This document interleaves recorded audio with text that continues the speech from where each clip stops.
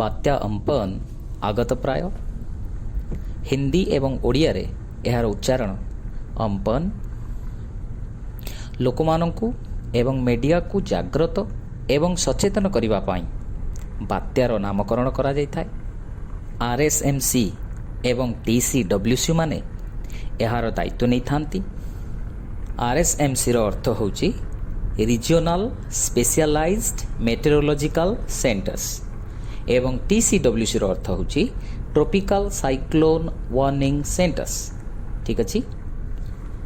United ନେସନ୍ର ମାନେ ଜାତିସଂଘର WMO world meteorological organisation RCMC ଏବଂ TCWC ମାନଙ୍କୁ କଣ୍ଟ୍ରୋଲ କରିଥାଏ।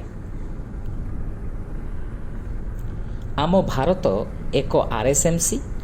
ଏହି RSMC ଏବଂ TCWC ମାନେ WMOକୁ ବାତ୍ୟାମାନଙ୍କର ନାମ ସଜେଷ୍ଟ କରନ୍ତି, ଯାହା ଭିତରୁ WMO ଫାଇନାଲ ଲିଷ୍ଟ କାଢ଼ିଥାଏ।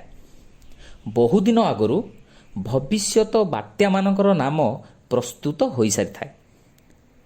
ଅମ୍ଫନର ନାମ ଥାଇଲାଣ୍ଡ ଦ୍ୱାରା ଦିଆଯାଇଥିଲା।